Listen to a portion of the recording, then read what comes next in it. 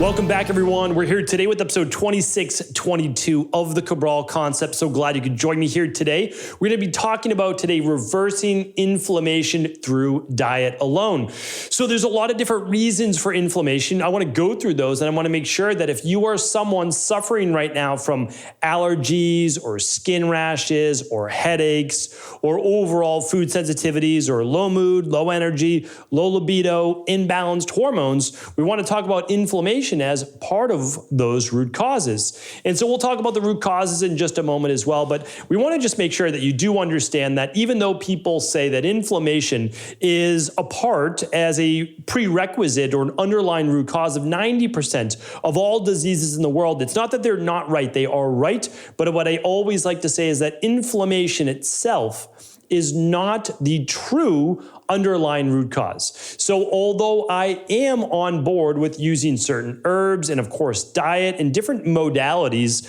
of recovery to reduce inflammation, I just want to let you know you should be doing that while working on finding the underlying root cause. Because inflammation is this. I just want you to understand inflammation is a part of the body's response and defense mechanism. That means it's a process in which the immune system recognizes something harmful in the body or something that needs to be repaired, and it goes about removing that harmful pathogen. We'll talk about what those are in just a moment, as well as helping with injury or recovery. So if some tissue's been damaged through an accident or a fall or a scrape or a cut, okay, the immune system also is going to help with the repair of that damaged tissue. So it sees something foreign in the body, or it's helping to heal the body in some way. That's basically what the immune system does. So now if we think about that, all right, the immune system really activates when it sees something that's not supposed to be there or there's damage. That means then there has to be a prerequisite for the immune system creating inflammation, right? So the prerequisite would be what? Well, yeah, you're maybe feeling brain fog, you're feeling low energy, you've got poor digestion, but what is the prerequisite? Let's talk about that right now. The most common causes, besides the injuries, the falls, those types of things, or the maybe even over-exercise, right? So you really broke down a lot of muscle tissue, a lot of damage to the body. You know, it can result in over-inflammation, but your body will adapt over time, and as long as it's not excess, you're totally fine. You'll be able to repair from those workouts. But others that very few people talk about are environmental-based toxins. When you inhale something like chlorine or VOCs or even higher amounts of CO2, the body creates inflammation. It starts in the lungs, but then the lungs actually move all of that into the bloodstream and inflammation is created. Also, just conventional or commercial-based cleaning products. All those cleaning products with all those scents, if it's not natural essential oils, those are all damaging to the body. They literally all create inflammation. Now, the nice thing is there's one-for-ones for all of these. So you don't have to get too worried or too overly concerned. I have a one-for-one from about 100 plus different companies at stevencabral.com/resources. It's all the brands that I've been recommending now for over 10 years. I use them with my own family in my practice. If they work for you, great. If not, that's okay too. And I'd love to hear some of your favorites as well. So chemicals from the environment, pesticides, herbicides, all those things that are sprayed on your food. That's why we want to clean our food, and if possible, purchase the Clean 15 and just get away from the Dirty Dozen. Don't purchase them if you can't find them organic. It's just not worth it. I'll be sharing more details on those in upcoming Friday Review podcasts, so certainly stay tuned for those at stevencabral.com/podcasts. So some others that you may not know about, though, are germs and pathogens we come into contact with that will create inflammation. So a few of those would be things like herpes virus, mononucleosis, Epstein-Barr virus. But then there's more detrimental ones that might be like Lyme disease that you may have gotten in the past from a tick bite.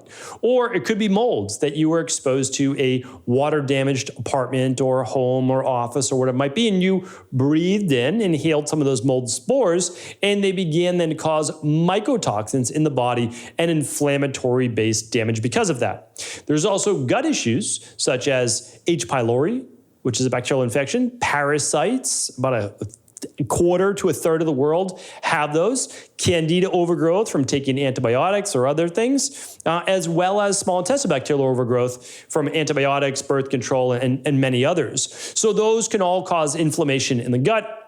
And then one of the biggest factors is food sensitivities and a high level of omega-6s in the diet. So I want to go over those omega-6s right now. It's really the leading cause for most people for these high levels of inflammation in their body.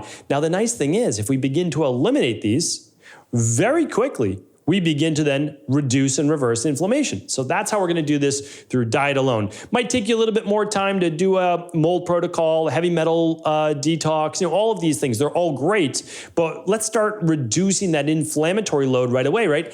Emptying the rain barrel. That's what I always talk about, that is how we reverse disease. We reverse disease by emptying the rain barrel. So reducing total toxic burden on the body, total body burden, and we also replenish our deficiencies. And we can do that through nutrition, some good quality supplements. It's not that difficult. It really isn't. And you don't need a lot. But let's go over some of those really inflammatory foods. So I've talked about them before, but I just want to give you a handful. Because if you can think about a handful to eliminate, it's much easier than try to eliminate everything under the sun, as they say. So the first one is this: fried foods. Honestly, just don't eat them, or very, very rarely. So it's like, can you eat French fries again? Yeah, but ideally it's just your once a week cheat meal, or you're making your own French fries at home, which is just baking them. You could just bake the French fries, don't burn them so you don't create those acrylamides, and you can make your own sweet potato fries or purple French fries, like whatever you want to do, you're able to create those as well. But deep fried foods, even if you say, well, it's deep fried in this special oil, no, it's at a very high heat.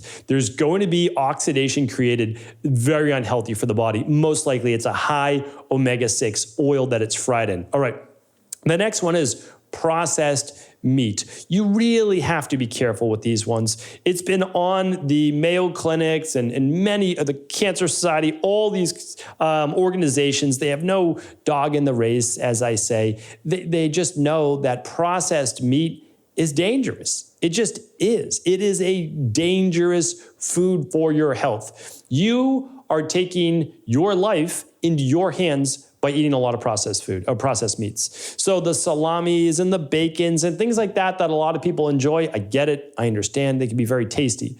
Most likely, they're not coming from grass-fed animals. They're just not. They're not coming from pastured. Some are, and if it's completely grass-fed and it's completely pastured, which I'll talk about later, different story. But if you're out and you're getting your BLT or bacon wrapped in whatever, it's one of the worst foods you can eat. It's very high in inflammatory fats. So we have to be careful with that. There's also quite a bit of preservatives in most of those as well. All right, the next one is sugary beverages. So sugary beverages are, when you think about it, anything besides your coffee, your tea, your water that you're drinking, right? Your smoothies, things like that. If you are drinking energy drinks and you're drinking, even if they have the artificial sweeteners, all of those highly inflammatory.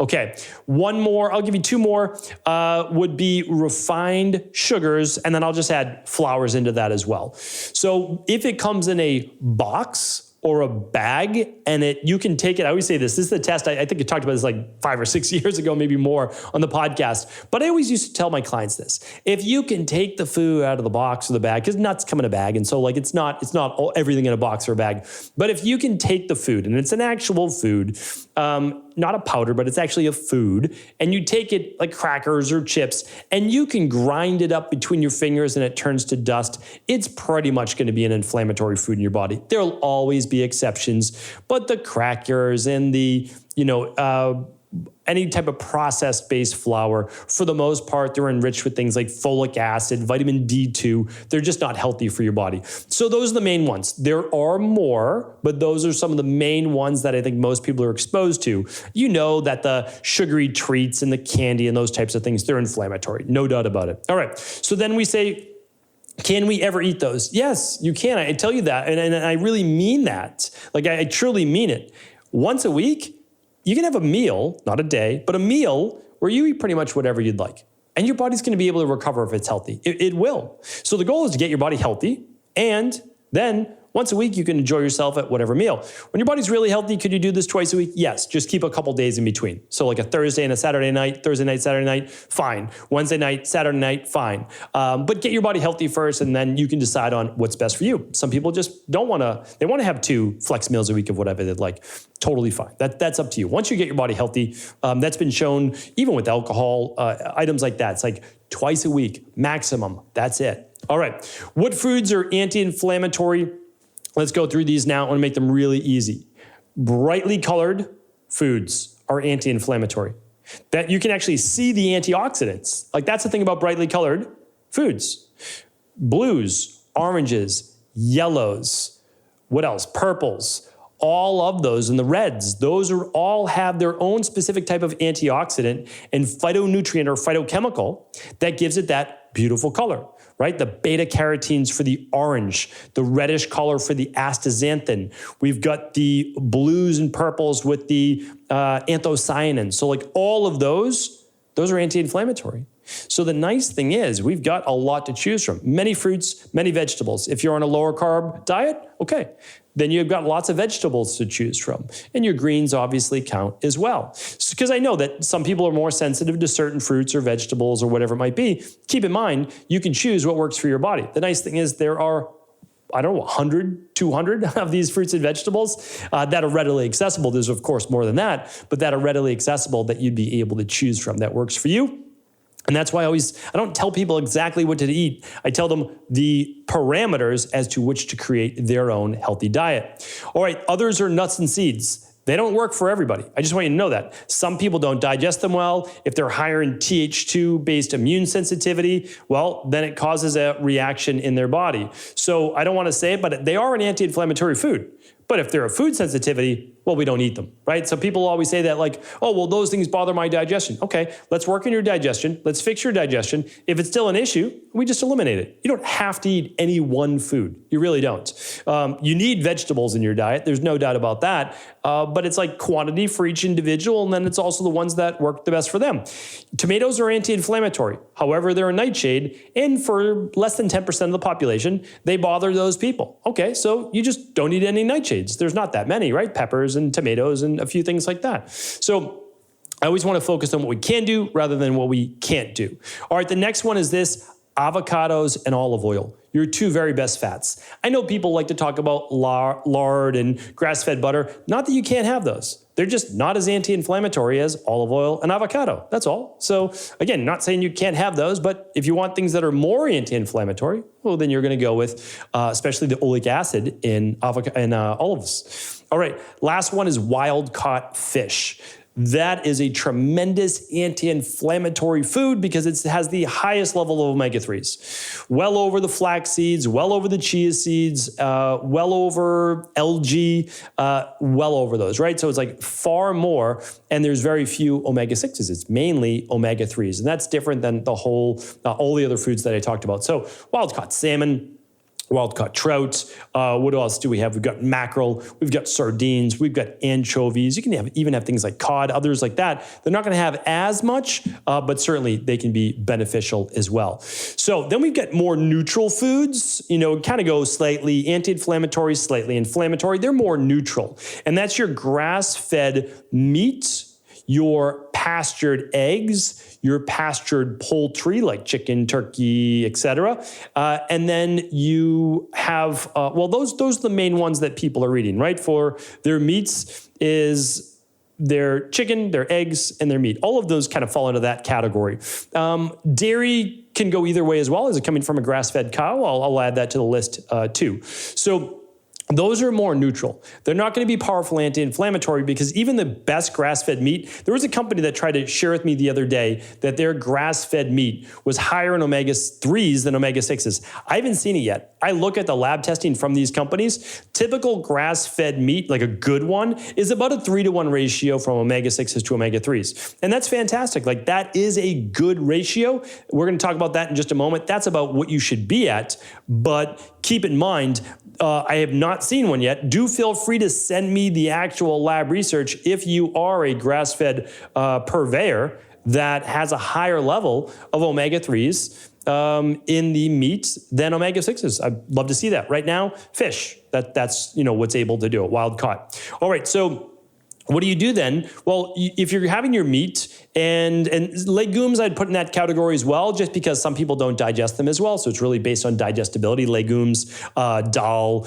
mung beans, right, which is part of dal, beans, etc. Chickpeas. So all of those can be really powerful anti-inflammatory as well. So again, we're just kind of looking at it as more neutral. And then what you do is you take your protein, plant-based or your paleo-based, however you want to look at it, and then you're simply pairing it with something anti-inflammatory at your meal, like some vegetables and some olive oil. Really nice then anti-inflammatory meal. And you can then create hundreds of different recipes from choosing your particular flavor of protein and then adding some anti-inflammatory based foods to that. So very simple, very straightforward. The goal is to always balance your neutral or inflammatory foods with anti-inflammatory ones. And that is the best way to do it. Now, a lot of people then ask, how do I know what is working for my body? And that is exactly what we do, what we try to provide.